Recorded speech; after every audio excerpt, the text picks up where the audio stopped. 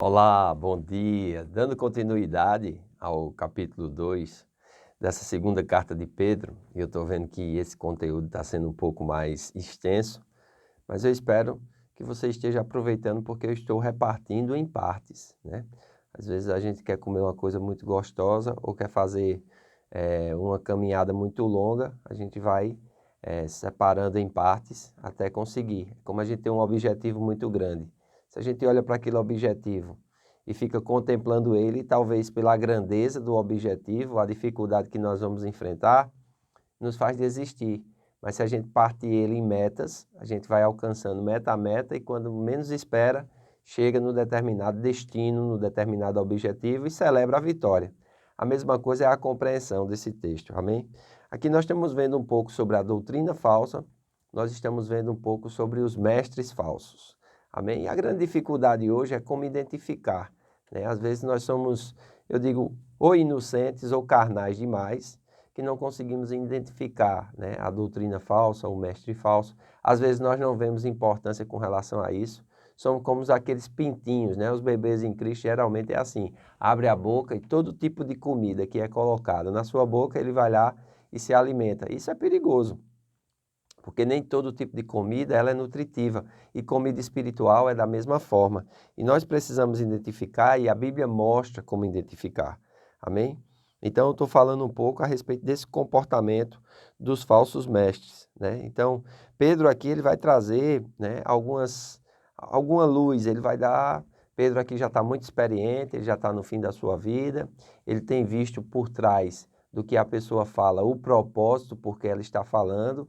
E por identificar esse propósito, ele vai identificar se aquele ensino é verdadeiro, se aquele ensino é falso. Se aquela pessoa é um verdadeiro discípulo de Jesus ou se ela é simplesmente, vamos dizer assim, um curioso, um observador, ou até mesmo alguém enviado pelo inimigo para o meio do rebanho, para destruir o rebanho, para dividir o rebanho, né, para influenciar o rebanho a não seguir, vamos dizer assim, no caminho da unidade, no caminho da paz, no caminho do amor, mas sempre promovendo discórdias, dissensões, as pessoas não avançam, não crescem, não partem de um plano de maturidade para outro plano de maturidade. Então, ele vem falando aqui a respeito disso, né?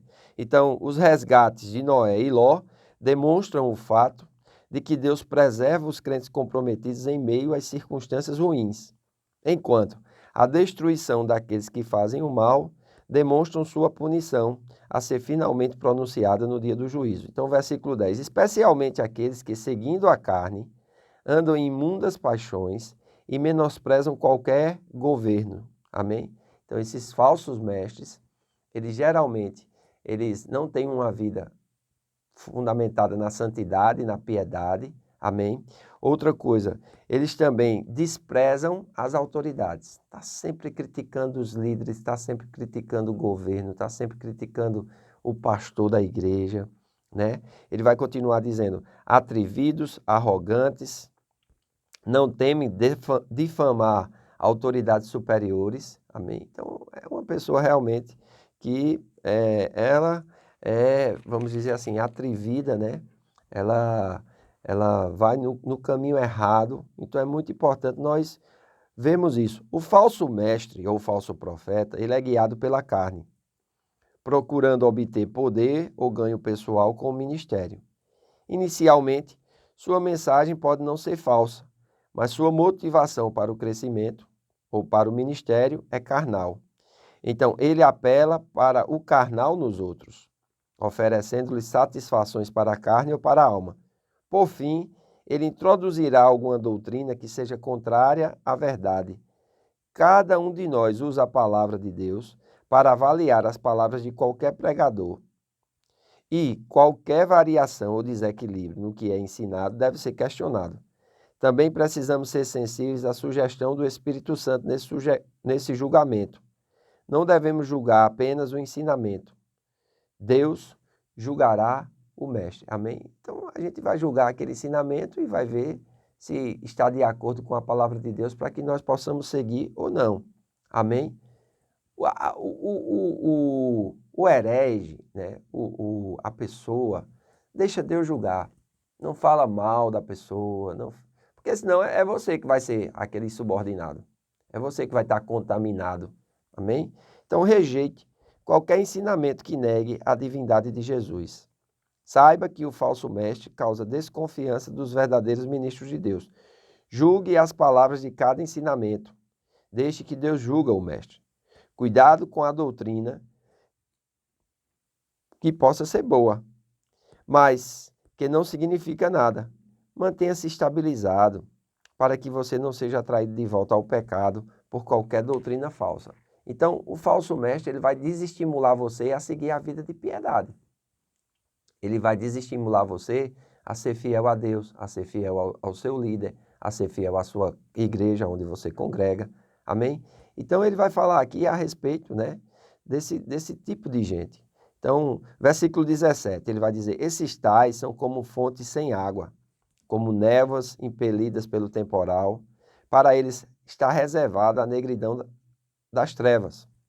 Porquanto, proferindo palavras jactanciosas de vaidade, engodam com paixões carnais por suas libertinagens aqueles que estavam prestes a fugir do que andam no erro, prometendo-os liberdade quando eles mesmos são escravos da corrupção, pois aquele que é vencido fica escravo do vencedor. Olha que coisa interessante, né? É muito interessante. Os falsos mestres, ao invés de oferecerem o que satisfaz as necessidades do povo de Deus, eles são vazios, como fonte sem água. Uma fonte sem água vai oferecer o quê? Nada. Então, esses falsos mestres, eles não têm o que oferecer.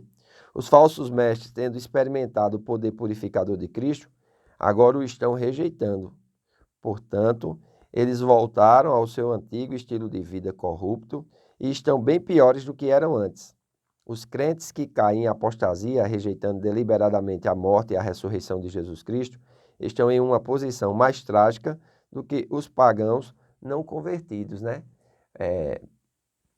A Bíblia chega a citar alguém que é pior do que o infiel. É aquele que recebeu a verdade, amém? Desfrutou dos dons celestiais, mas depois rejeitou, não quis. Então, vai voltar à libertinagem. Jesus disse que quando o valente chega numa casa e expulsa o outro valente, falando a respeito do novo nascimento, diz que aquele demônio ele anda por vários e vários lugares, buscando uma casa onde habitar. Diz que ele não encontrando, ele diz, eu vou voltar para a minha casa. E diz, se ele volta para aquela casa, falando do homem, e encontra ela limpa e adornada, ou seja, a casa não foi preenchida com a piedade, com a vida para com Deus, com a leitura da palavra, com a vida no Espírito, com congregar fielmente, comunhão com irmãos piedosos, diz que ele vai voltar para aquela casa, vai trazer mais 7 demônios, e o lugar, e o segundo estágio daquele homem vai ser pior do que o primeiro. Veja que situação, né? Então, realmente, isso acontece. Amém? Então, nós precisamos ter cuidado com isso, porque aquele que é vencido fica escravo do vencedor. Portanto, se depois de ter experimentado das contaminações do mundo, de terem escapado das contaminações do mundo, mediante o conhecimento do Senhor e Salvador Jesus Cristo, e se deixam enredar de novo e são vencidos, Pedro diz aqui, tornou-se o seu último estado pior do que o primeiro, pois melhor lhe fora nunca tivessem conhecido o caminho da justiça, do que após conhecê-lo, voltarem para trás, apartando-se do santo mandamento que lhes fora dado. Com eles aconteceu o que diz certo adágio verdadeiro, o cão voltou ao próprio vômito, e a porca lavada voltou a revolver-se no seu lamaçal. Olha que coisa, né? Então é muito importante nós permanecermos naquilo que já alcançamos. Irmãos, o número de desviados, o número de desigrejados é enorme. O número de pessoas que não buscam a vida piedosa, que não buscam ser fiéis a Deus, também é enorme. Então, cuidado, a vida de quem você está assistindo e a vida de quem você está seguindo.